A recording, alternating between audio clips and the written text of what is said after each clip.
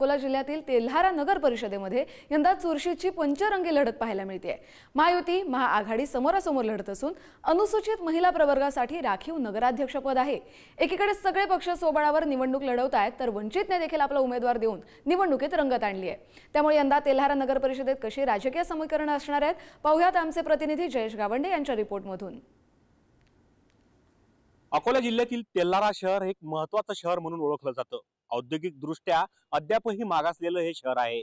या शहरात यापूर्वी भाजपची सत्ता होती।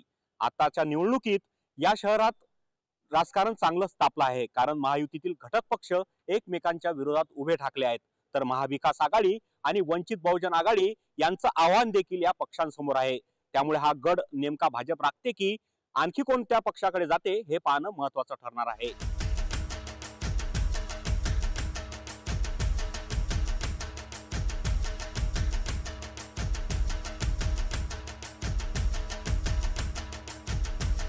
अकोला जिल्ह्यातील तेल्हारा नगर परिषद हा भाजपचा गड राहिलेला आहे। विद्यमान आमदार प्रकाश भाटसाकडे इथं त्यांची प्रतिष्ठा पणाला लागली आहे आणि भाजपच्याच उमेदवार आपल्यासोबत बोलण्यासाठी आहेत। काय नेमके प्रचाराचे मुद्दे आहेत, कोणती विकास कामं बाकी आहेत?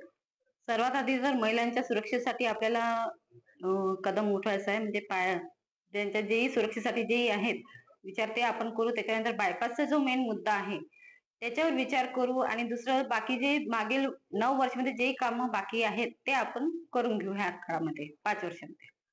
तुमच्या विरोधात महायुतीतील घटक पक्ष तुमच्या विरोधात आहेत, महाविकास आघाडीचे पक्षही तुमच्या विरोधात आहेत। हे आव्हान, एवढं मोठं आव्हान तुम्ही कसं सामोरे झाले?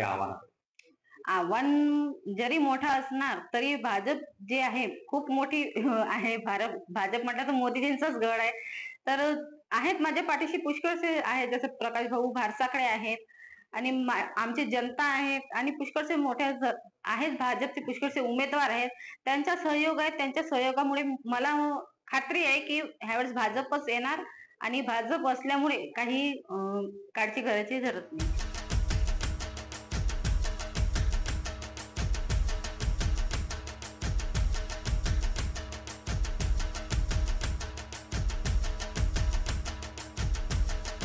अकोला जिल्ह्यातील तेल्हारा नगर परिषदेच्या कार्यक्षेत्रात आपण आहोत आणि या नगर परिषदेमध्ये गेल्या वेळी भाजपची सत्ता होती। आता सर्वच पक्षाचे उमेदवार या नगर परिषदेच्या निवडणुकीत आहेत आणि वंचित बहुजन आघाडी सुद्धा रिंगणामध्ये आहे। वंचित बहुजन आघाडीच्या उमेदवार आपल्यासोबत आहेत। ताई, इथं गेल्या वेळी भाजपची सत्ता होती, भाजपचं असं म्हणणं आहे की इथं सर्वच कामं मोठ्या प्रमाणात केली आहेत, पण एकही काम झालेलं नाही। म्हणून आम्ही राहिलेले जे कामं आहेत, रखडलेले कामं आहेत ते आम्ही स्वीकारतो आणि पूर्णपणे करून देऊ याचा विश्वास तुम्हाला देतो। कुठले प्रचाराचे मुद्दे आहेत तुमचे?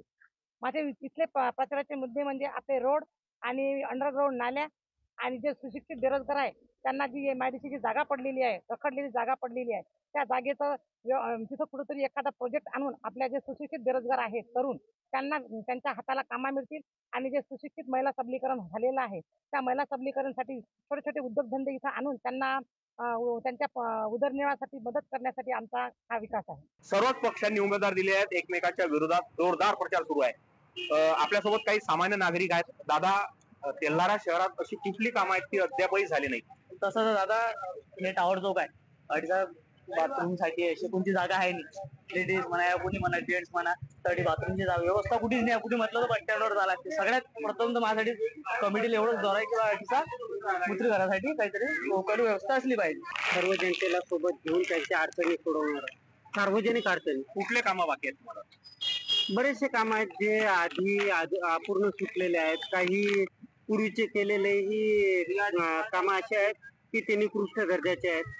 त्यांच्यासाठी तर एवढं बोलणं आहे की जे बी काही काम पेंडिंग असतील त्यांनी ते सुरळीत मार्गी लावून द्यायचे आणि सर्वप्रथम म्हणजे आमच्या अतिक्रमण धारकांचा विचार करायचा। या आम्ही उघड्यावर 3 वर्ष झाले पोट भरून आलो, तर याचा तरी निदान विचार करायचा, हे नम्र विनंती। भर पावसाळ्यात अतिक्रमण उचललं आमचं, आम्हाला पोटावून उचललं आणि ती जे व्यवस्था आहे ती व्यवस्था नाही आहे, नगरपालिकेने व्यवस्था नाही केलेली आहे आणि त्याची दवाखान्याची व्यवस्था आहे ते पण चांगली नाही आहे। जयेश गावंडे, पुढारी न्यूज, तेल्हारा।